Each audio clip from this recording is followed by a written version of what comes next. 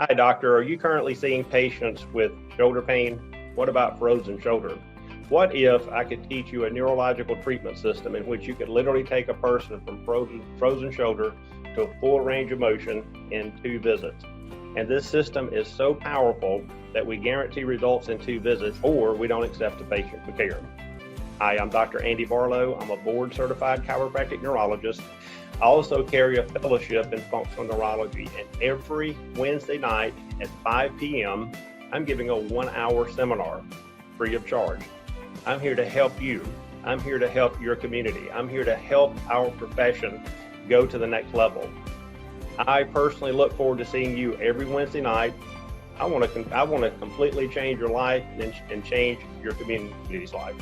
And I can help you do that because I've helped hundreds, if not thousands, of doctors from Europe to Canada, all the way to New Zealand with these types of health issues, okay?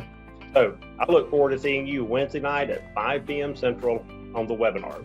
Have a great day. I look forward to seeing you on the internet.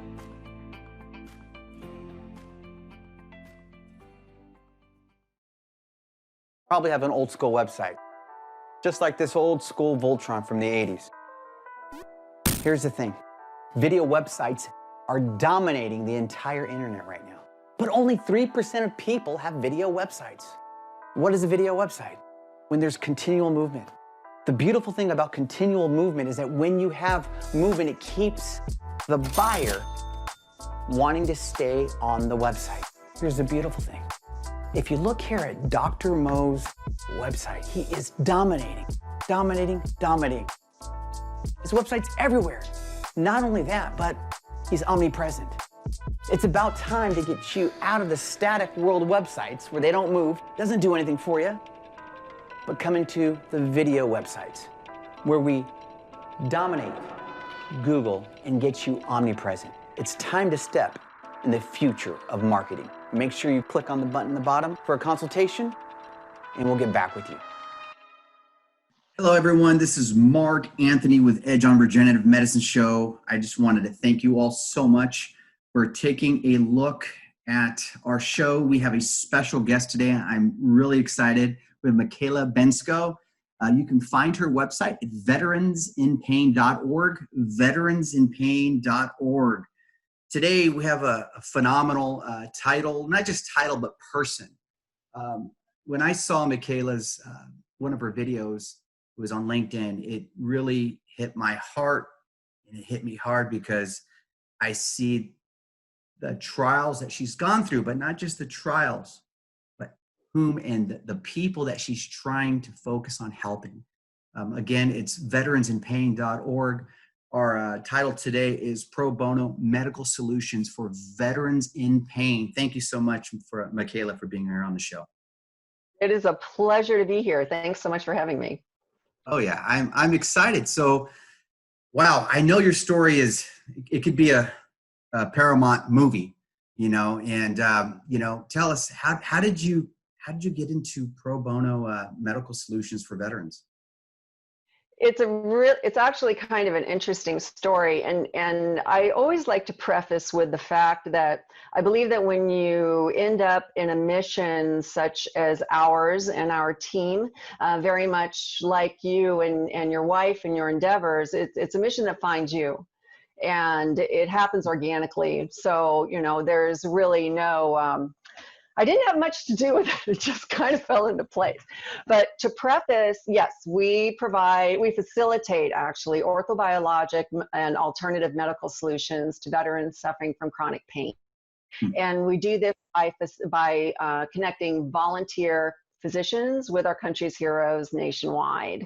Now, how it started is a little bit of a longer story. In 2006, my mother was an Air Force RN. To preface, she had a post-operative, post-plastic surgery recuperation facility in Beverly Hills. Did it for 20 years. And they were talking A-listers, kings and queens, all that fancy stuff. took care of people. 18,000 patient nights, she retires. She sold the facility and went to retire in Palm Springs, but she's never won to retire. My mom's name is Maggie Lockridge, and she's incredible. So whenever she has a thought, something happens, and it's usually rather drastic.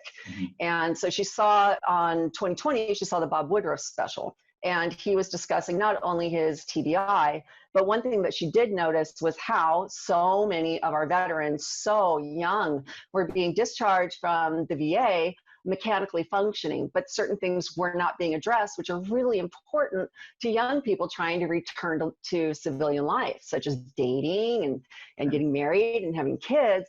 And a lot of that happens to be aesthetic.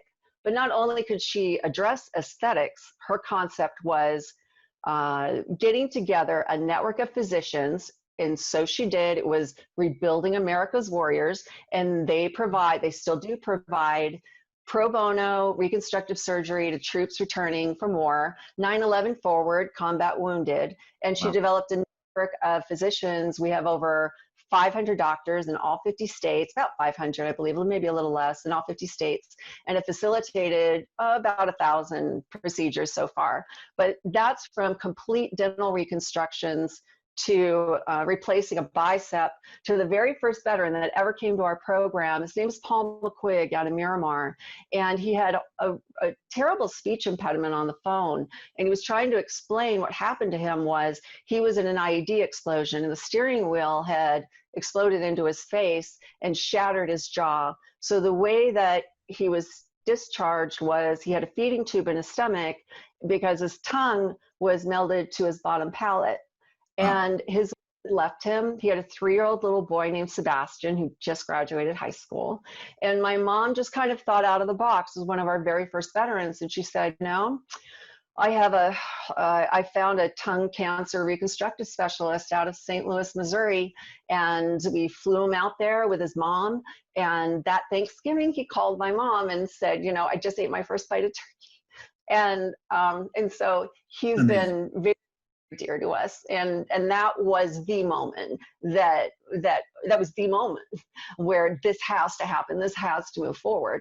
And so with that said, I worked as vice president of RAW from 2006 forward. In 2011, I had an accident of my own, and that was in my driveway of all things, but the electric tailgate of my car was coming down as I was standing up. And if it had hit me on the top of my head, that would have been one thing. That would be like a soccer ball. We'd be fine. But it was a perfect storm where as I was standing up, the electric tailgate was coming down with such force, and it was designed in such a way that it didn't just go back up. And so the pressure was such that it went in my temple. The corner of the tailgate lodged in my temple. And with that force, it inverted my cervical spine. And the way I went down, I already had a very delicate lumbar spine, and it blew out my L4, L5, L5S1. So with that said, unbeknownst to me, I had developed within a month, CRPS, complex regional pain syndrome, within my cervical spine. And it's one of the most painful conditions that on the McGill pain scale of 1 to 10, it's technically 1,000 and cure, and you can only treat symptoms. I had no idea what this was or that it existed, started just going into surgeries, ended up, long story short, my first surgery was cervical and lumbar at the same time. They flipped me on the table, over traumatized my spine.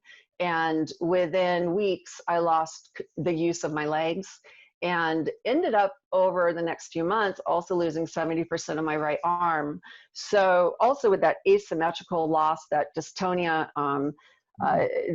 that's actually a symptom of ALS or MS. So we were definitely going down that road of trying to find the physician to find an answer as to why this is happening, because they would look on the MRI scan or whatever, and it looked fine, and so it wasn't their fault, and it looked beautiful, but you can't see chronic pain as a centralized systemic autoimmune disease that it is on any scan.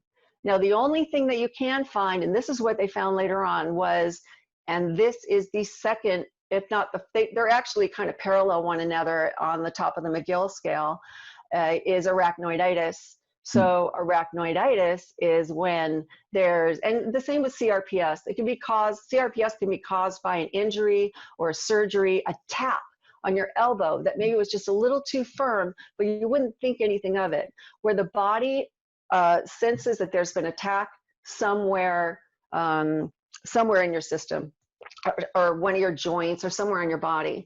And so it thinks of it as an exterior attack, and so it starts attacking and trying to defend itself with an autoimmune response. Now, that can begin with inflammation manifesting itself in some way, even within the spinal cord, my cervical spine. But what happened with me with CRPS, it happened to begin, CRPS was in my cervical spine. And after all the surgeries, and I also had an intrathecal pain pump inserted. So it's a machine that's in my abdomen with a tube that goes around the side, and it drops very delicately these very minute doses of a mixture of medications, where you would have to take 300 times that amount orally in order to receive the same pain relief. So it goes directly into the opioid receptors. But every single time there was something interfered within the dura of the spinal cord, it could happen with an epidural, with a mother going in for the very first time for pain relief. And so again, it's an autoimmune response where the nerves within the dura of the spine try to protect themselves by developing plaque around the nerves. So if you think about it, arachnoiditis, arachnoid's like a spider. Your nerves are like a spider.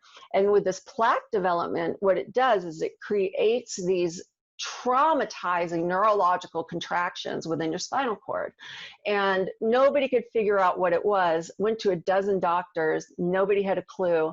Finally found a physician that knew to do a specific MRI, look at a particular place on the MRI, and diagnosed me with arachnoiditis. Now, with that said, kind of backtrack a little bit. During this period of time, I was in bed for 6 years, 80–90% of the time, because every time I would place just a little bit of pressure on my tailbone, my spine would go into these neurological contractions, which were, I don't even say essentially, they were exactly, I've had 4 kids, so they were exactly like labor contractions, and at the same level. And they would last 3 to 4 minutes at a time, and they would return every 10 to 15 minutes around the clock. So I was in bed for so long. Now, having tried everything, every medication you can imagine, cervical spine stimulator, lumbar spine stimulator, intrathecal pain pump, acupuncture, neurobiofeedback, ketamine infusions, you name it. I did physical therapy, nothing. So a friend of mine said to me, there's this doctor that's doing a procedure, and it's this thing, it's stem cells. And I went, stem cell? You got to be kidding me. That's snake oil. I'm not doing stem cell. Yeah, that's what a lot of people say. That is too simple. That's not possible. And so I said, you're my guinea pig. Because she happened to have arachnoiditis, which is a 1 in a billion chance, because she lived a mile. And I was helping her pick out wheelchairs before she left. So she goes in, and we're talking the next day. Within 48 hours of her this was a systemic stem cell transplant, adipose derived, meaning liposuction, cellular extraction. Now, this is a very delicate procedure, can only be done, it's not within FDA compliance protocols, can only be done within a study. So I really want to preface with that how important it is that at any time that these procedures are even looked at, that you're very, very, very careful, and should really go out of the country in order to be able to obtain these procedures, which is something that we're working on, by the way. Oh, wow. So long story short is 48 hours later, she could move the toes on her left foot that she hadn't moved in 13 years. And within 6 weeks, she was walking her son to school. So I said yes. Wow. But here's the rub. It was $23,000. And when you're enduring a medical challenge of any kind, for anybody. Your finances are destroyed by the time you finally get to a solution you would never consider because it seems so impossible. You've already spent your money on the other things that are more proven. So a family friend donated the funds for me to be able to obtain this procedure. And the very next morning I woke up and I haven't had one spinal contraction since then. Wow. Not one. I lived with them for 6 years. So this was my answer. I was allowed for some reason, I hung in there, and who knows why some people hang in there, that one answer longer or that one hope longer, but I happened to. And the results I received were so life altering that there are very few words to even attempt to describe it. But within a couple months, about 2 months, I was ready, and I went into physical therapy 3 to 5 days a week for a year. And I got the use of my legs again. My muscles came back. My brain, this is interesting too, the brain muscle messages started returning. I have my right arm back about maybe 85%, still pretty weak in my hand. I'm still in a wheelchair outside of the house. I don't even care. I have increased my quality of life by at least 75%, 80%. No more contractions in the spine? What's that? No more contractions in the spine? No, not one. And that's what made life unlivable, And so I was saying, gosh, and this is what I hear a lot from veterans that apply to us, just give me 10, give me 20%. 30% is good. Right. I ask for more than 30%, but with the level at which our orthobiologic research has risen, and the quality of individuals that we have been able to bring on our team. I mean, quality not only as far as research and knowledge and history within the science, but ethically and morally, and their passion for our veterans is more than I could ever dream of or ask for. And so in 2018, I founded Veterans in Pain. We're nationally, approved IRS nonprofit, and received that status. But it was a very slow and steady process. I knew how to do it because we'd done it with Rob. So that scaffolding was there, and I knew that could be possible. It was how to do it responsibly and properly within the science that is a delicate science to discuss and also to learn about, right? So I worked very hard knowing what I didn't know, and finding the people that did know what I needed to know, and kind of immersing myself in this boot camp of orthobiologics. What is it really? And realizing that the term stem cell is it's so not fitting of the field, and that only a portion of the procedures are even stem cell, and how much of the misinformation is out there that anyone, including myself, could have gotten so wrapped up in. Oh, there's all these doctors out there that are doing these procedures and they're all stem cell. Well, they must be good at it. That's your layman's kind of, perception going in. And fortunately enough that I was surrounded by the right people, where it was a reboot from the start of understanding, even looking at a website. There are tells the minute you look at a website, over promising, mentioning stem cells, and mentioning pain, and they can cure your pain. The whole science of stem cells, the whole science of chronic pain actually is something that very few truly understand, and that chronic pain is a centralized systemic autoimmune disease. But there are symptoms of it, joint specifically, which are very treatable within FDA compliance guidelines, utilizing solutions such as PRP, for spine using BMAC, and then researching where the authentic studies are. I happen to have to pay $23,000 to be a part of a study. That's not a study. It saved my life. I hear but you. I could ever send one of my veterans to that doctor, which kills me because I know what it did for me.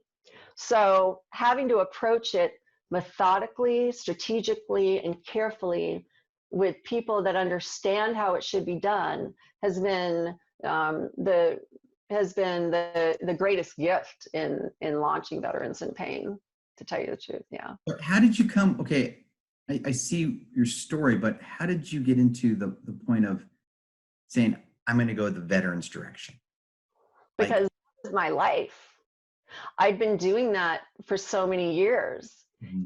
And we were providing reconstructive surgeries to troops. Okay. And so we became very, very close. And part of that was such a bonding experience that when I had experienced such chronic pain, this is a really good question.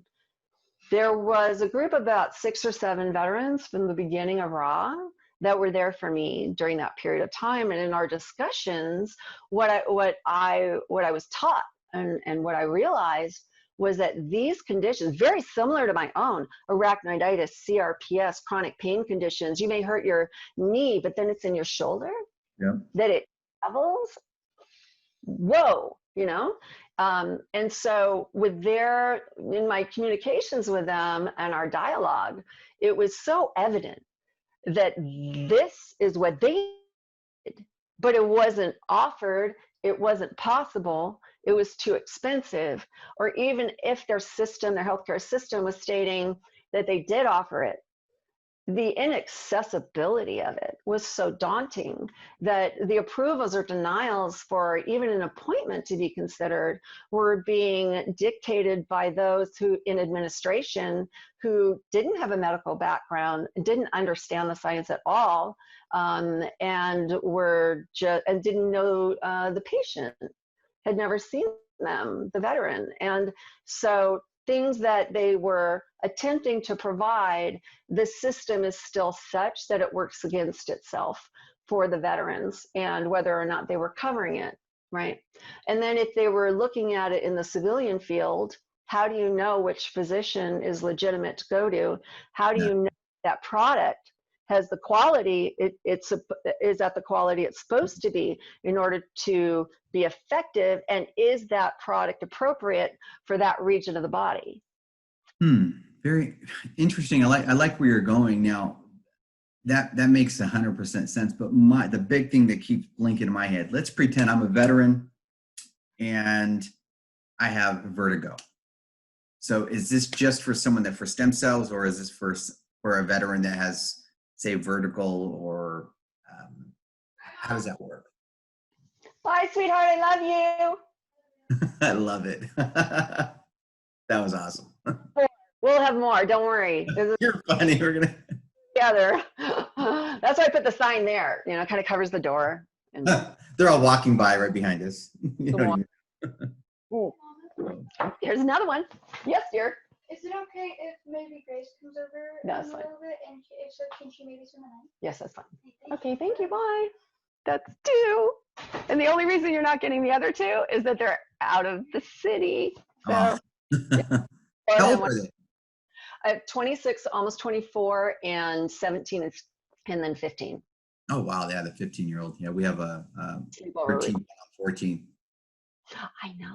I know, very similar. 10-year-old who looks like he's 5, but he's awesome. But that's cuter they are, the longer that they get angry, right? I mean, that's. No, I know when he was a baby, I was like, he's just like been a baby forever. I actually like this. but my question was, so let's just say you have a veteran that has struggles with vertigo, and as you and I know, and I'm not bagging on VAs, but they're limited, very limited. I have a friend who struggles with, and he's a veteran who struggled with vertigo really bad, and it's sad that I have to see him continually struggle with it, and there's nothing they can do. Do you guys help people with things like that also, or? Well, here's the interesting thing is that it's very much part of that process is when a veteran, first step a veteran does is they fill out, and I'll get to that. It will make sense in just a second. Okay. So they'll fill out the application form on our website. So it's veteransinpain.org, and you just click on veteran application. And we ask very specific questions because that way, in the end, whatever symptoms that you're offering or that you're putting down, we can consider those in a more holistic perspective, right? First off. So we inquire as to the circumstances, we inquire as to the circumstances surrounding perhaps what is an initial injury, or is it a degenerative process over time? And were you exposed to toxic exposure, burn pits? Did you work burn pits? These are all questions now that we're adding to the application, because when they come with one particular condition and say it is vertigo, the most important thing about our application process is our Zoom meetings. And I set up a Zoom meeting with every single veteran applicant, and it's a minimum of an hour. I want to know who they are. I want to know their situation, family life. How has it affected their family in order of, worst to least? Like, what can we address first? What occurred? And then after that, did you happen to see certain symptoms start becoming evident? And so perhaps in that conversation, we can come to, oh, he did man burn pits. He did experience toxic exposure, toxic chemical exposure, or and then with that, we can kind of begin that conversation with what the possibilities are, and that is definitely one of them, but also why. So any veteran with vertigo, and it occurred after service or after they were exposed to these chemicals, and that is pretty much what happens, right? And it's a combination of things. It's really just one thing. But with toxic chemical exposure, you're inhaling toxic chemicals, because in these burn pits, I don't know if everybody understands exactly what burn pit is, but burn pit is literally kind of what it sounds like. So when they were deployed to Iraq, there were these deep holes in the ground in which the people that were already there, they were burning things in there. They were destroying furniture, and then it turned into putting in chemical warfare, toxic chemicals, nuclear waste, ammo, weaponry, you name it. They went into these pits, which our own soldiers manned without any protection. Not only that, not only were they breathing this in, but the encampments were as well. These were all placed within the vicinity of encampments. So we have thousands and thousands of veterans now who have returned not understanding what's going on with their body, where all of a sudden they can't breathe as well, but they don't know why. Or maybe their lungs look fine on a scan, but they can't walk up a flight of stairs. But what many don't understand is that because you breathed it in, it does make sense. Of course, when you mention it, you're like, aha, it's like one of those aha moments, but it becomes a systemic condition, because whatever's going into your lungs is going into your system. It goes into your system, it goes into your brain. And you literally end up with hardcore symptoms of clinically diagnosable PTSD or TBI. You can look on an MRI scan, and there's these areas that are definitive areas for the diagnosis of PTSD that are lit up in the scan, but they didn't see anything or witness anything traumatic, right? So how could they have PTSD, but they have all the symptoms of it, and it shows on the scan? So that's another topic too. That's another discussion I really want to touch on as to the mechanical effects. Also, we talk about autoimmune conditions and autoimmune responses. This happens in the brain as well. So let's put toxic chemicals aside, and this will then this will all connect to the vertigo symptoms. So put toxic chemicals aside. There's a study that we were privy to out of Beverly Hills with Sean Berman. He was doing his PhD thesis, and what he noticed was you have all of these veterans that were experiencing PTSD, but they weren't deployed or weren't privy to traumatic events, yet their brains were lighting up in the same areas and they were experiencing the same symptoms. And so his theory was the one common denominator that all veterans have is their exposure to highly concussive randomized sounds over time. Beginning with boot camp, moving forward, you have not only weapon discharge, you have explosions, but you also have highly concussive airplane engine noises or airborne, right? So when they jump, you have the air that's literally accosting your head and your brain, the air pressure, as well as the sound of the engines. But it goes on and it goes on, even if you're working in mechanics in the military, that is causing your brain to have this autoimmune response where, how does it protect itself? Inflammation. You build inflammation around the brain to protect itself, which also can result in scar tissue. These are all putting pressure on these areas of the brain that are causing these symptoms, right? So one of two ways. So what he did is he took a batch of mice or rats, I'm not sure, but he exposed them. I don't know. They got little veins. I don't know how he did this. But he did create a clinical setting, right, which mimicked that exposure. And then he had a group of veterans, and he had MRI scans on the group of mice, on the veterans, and compared them. Well, their brains lit up in the same places, which is crazy enough on its own, right? So then he did an IV systemic stem cell transfer, and within 6 weeks, the areas of the brains on the mice had gone down, and the symptoms with the veterans had dissipated, as well as those areas in a new scan had all gone down and dissipated. And they're away. So it's very telling that so much can occur due to these different types of exposure that are being dismissed as a psychological issue. And you wonder why all of these thousands of veterans have PTSD and they're going to their therapists, they're going to their pain psychologists or their psychiatrists, and nothing's getting better. It's like breaking an arm and wishing it better. So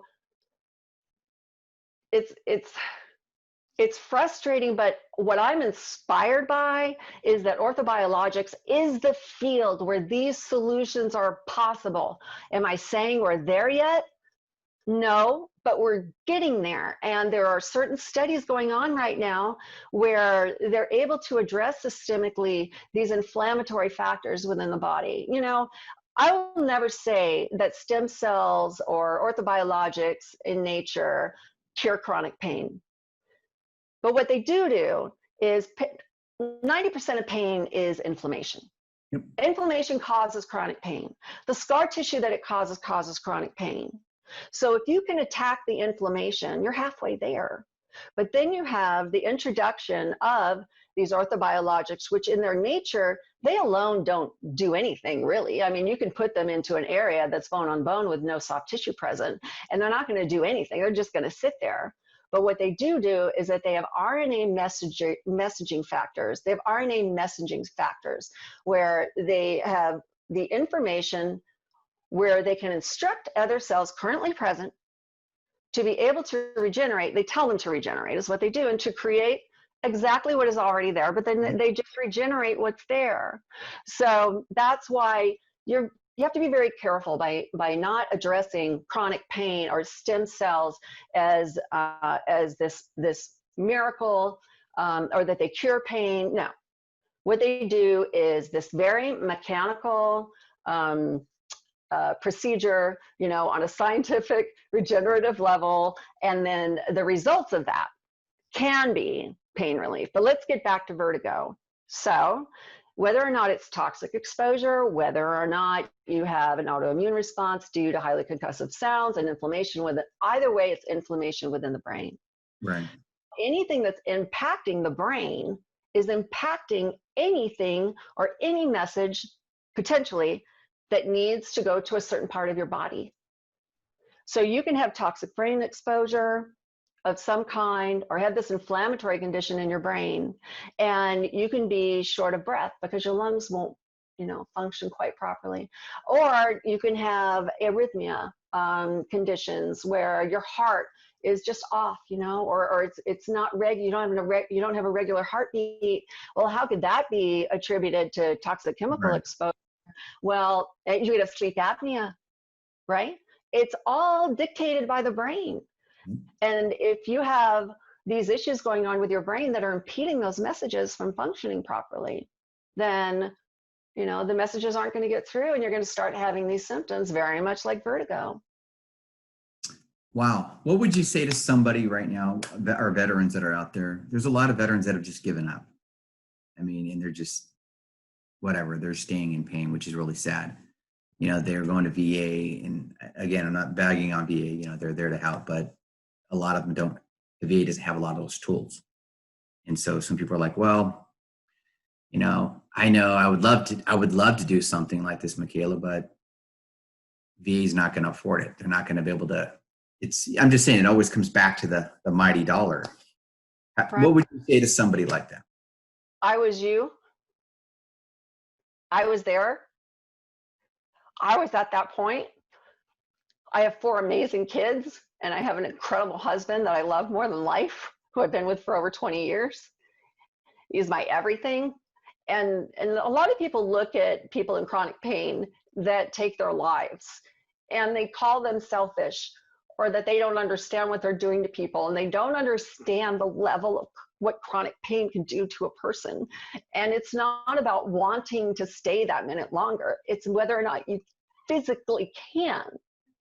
It's literally, when I talk about somebody ripping out my spinal cord, that's exactly, now imagine how long that you could survive that. And that's the reality of it. Now, that said, I hung in there that one hope longer. And who knows, if you haven't exhausted everything, that's why we're here. We're the only organization that does this, only because I happen to be a person who happened to be a part of another organization that my family founded, and this is the way our minds work. And then this happened, and it was a light bulb moment of, why don't our veterans have this? This is ridiculous, because this could change everything. This could change their world. It could change the science of within their networks. So our goal, to be very clear, is that we don't have to exist. So we have efforts ongoing right now. We just launched an IRB certified study, a retroactive study, on anonymously with our veterans partaking through our program, collecting that data on their recoveries from the very beginning, so we understand exactly how this is assisting them or not. We're not here with an agenda. We want to know, we want to have the answers, but if nobody's doing it in a way that's accessible to the world, then it's going to be very difficult for them to be able to obtain these types of solutions, you know? Sorry.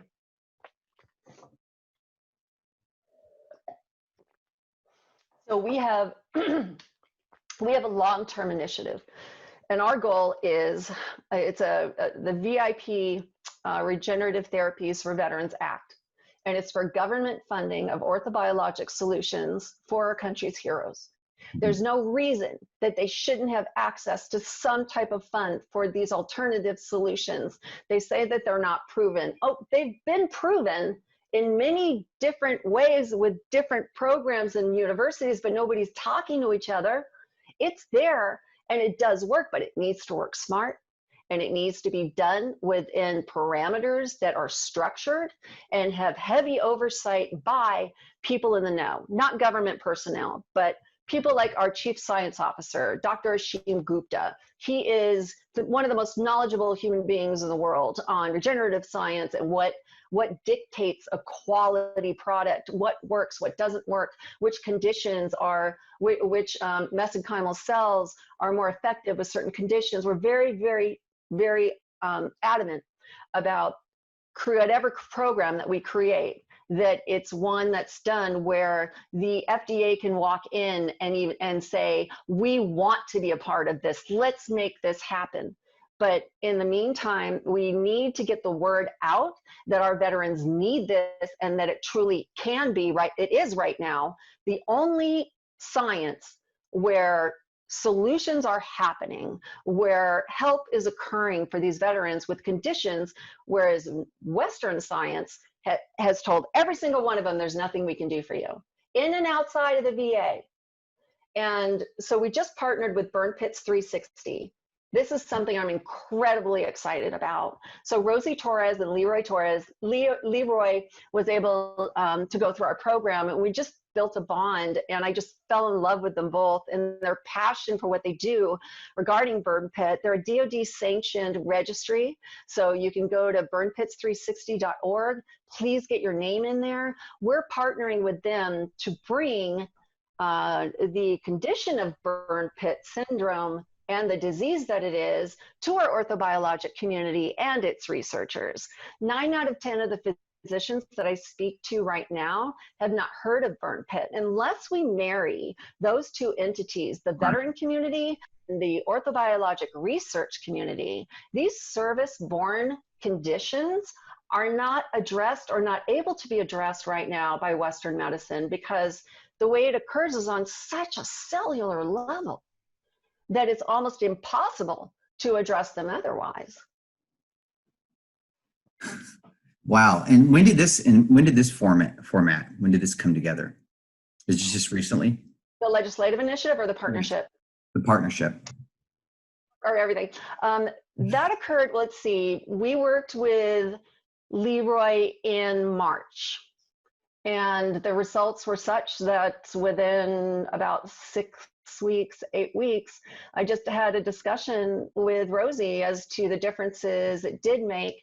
We still have a long road, but the differences that it did make were life-altering to the degree, not only that it showed that in this field such things are possible, but that so much more is possible if we just keep moving forward.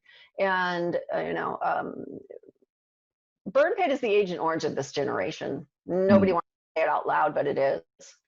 And we're looking at Gulf War syndrome. We're looking at Agent Orange. Our organization doesn't discriminate as to war era at all, or whether or not you were injured in combat or not. You signed up to sacrifice the quality of your life for our country, and that's all we need to know. Wow. Now, we have a lot of combat wounded veterans that come through, a lot that were deployed. We have a lot that weren't. But their conditions, many of them stem, believe it or not, from training or boot camp or hazing in boot camp, and nobody talks about that. Or they're afraid to ask for help because they feel like, well, I wasn't wounded in combat, or I wasn't hurt while I was deployed. Well, you know what? You're just as important and deserve every ounce of reverence that anybody who did has. To me, to us, and that's how it should be.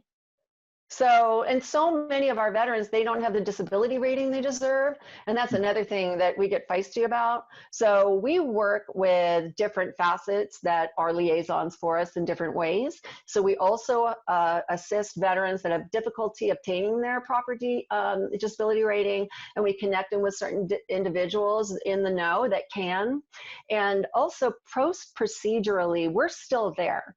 So we've designed our post-procedure directives and our network very much like the chronic pain program that I went through UCLA, directed by Dr. Joshua Prager. And that includes, and you cannot ever have one modality to cure anything or to treat a condition. It has to be all-encompassing and holistic. So we work with Cord Health. which is an online virtual physical therapy platform. And they offer back and knee support and also one-on-one support, but it's free to our veterans in our program so that once they receive their treatment, they can still get their physical therapy and they don't have to go anywhere in COVID, or just because it's hard to get anywhere still because you're suffering from chronic pain. It takes time. The cellular cycle of regenerative cells it takes 9 months to a year, really 24 months for the cells to actually complete their cycle.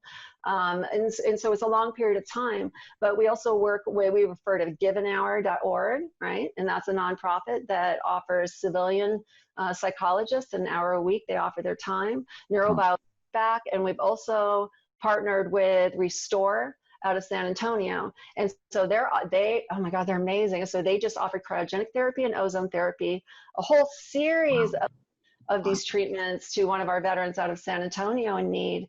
And so I'm a firm believer that you can't just a stem cell transplant is not going to make the life you want to lead. It can help to a certain degree, but why would you not do everything you can physically? Plus, it's so self-empowering, including nutritionally. So an anti-inflammatory diet is absolutely essential. And there's also things that we talk about before and after treatment. You cannot take NSAIDs, anti-inflammatories, Advil, ibuprofen 2 weeks prior, nor 2 weeks post. And that's a whole other scientific thing, why we can go into that. But after that, and before that, you'd be amazed at how much of your pain can be eliminated simply by the choices you make every day. You drink alcohol or you eat sugar or anything white, pretty much turns into carbohydrate, which turns to sugar, and sugar causes inflammation. So, education is a huge component of ours too. Wow. It's funny because my wife was supposed to do this first show, probably have her do another one, because I see there's a lot that you have on your heart, and not only that, but also that solutions to helping people. And that's huge. I always hear about the problem, but we never see a lot about the solution. And I believe that you have a solution to help many more. I have some friends that, like I said, that are struggling with post-traumatic syndrome and stuff like that, stress syndrome, because of being in a war and stuff like that, and then having to have the vertigo at the same time. So, my heart is for especially veterans. I come from a long line of veterans anyways. I try to go in the military. My grandfather sat me down. He goes, there's been enough bloodshed on our family. You need to, I was like, okay, Grandpa. It didn't help that I was, him and I were like best friends, I listened to my grandfather, but with that on the other end, I want to say thank you so much for being on our show, and you're a blessing, Micaela, and everybody out there. Please take a look at veteransinpain.org. Here's a great thing, everyone. I need everyone to share this video. Sharing this video is loving people on your social media, because one video can change one person's life. I know for a fact that this video can change somebody's life or lives. So, and also my veteran friends out there, if you're in pain, just pick up the phone and then call the phone number on the screen. Anyways, thank you so much, Micaela. And I pray the best for for the venture that God has put you on this path, because I know that He has brought you to become light to hundreds of thousands of people. And I see that.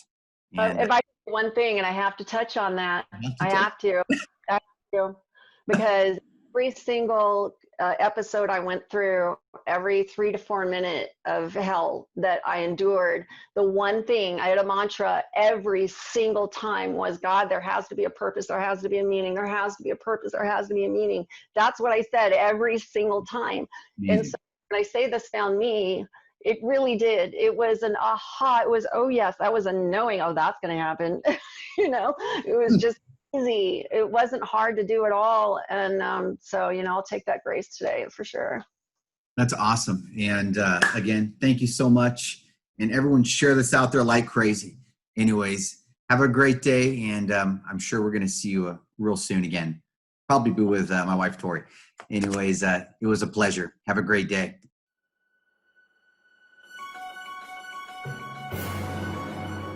So how did you connect with VIP? Through Todd. And then he told me about his stem cell work after he got shot. And he's like, you really got to come try this. It's really great. And I said, okay, I'll call. And I contacted your mom and said, you know, here's my gig. And she's like, we can make it happen. So 54 years of damage. Right. But now I feel like I'm 35. It allowed me to do things that I used to be able to do again. Right. You know, like, oh, I can walk 5 miles now without horrific pain. And it's a treatment. It's like any other treatment. It's like instead of taking drugs to mask pain, this is a treatment to hopefully fix damaged tissue. Right. And it's okay, wonderful. So I'm fixing damaged tissue, and it feels much better than taking an opioid or any other pain med, and it's not hurting my body. I'm not relying upon someone else now. You know, I don't have to wait for someone to mail me drugs, or I don't have to go see a doctor to get more drugs. You're like, okay, I have systemic, long-term historic pain. You know, the VA knows it, my doctors know it, everybody knows it. So that's all wiped out, you know, so now I don't have to wait on anybody. It's my body healing me. It's bonus. No drugs, no damage to the liver, no damage to the kidneys. It's a good gig, you should try it. I know. It sounds amazing. Yeah. So what would you tell to someone who is skeptical about an alternative solution for chronic pain? A, do your research, right? Always do your research. Talk to everybody else who's done it. This regenerative stuff, okay, your body makes it, just not enough anymore. If you could sum up your experience in a few words, what would you say? In a few words, anyone's long-term health should always be their own goal, and to recognize that, hey, there are other ways to treat health.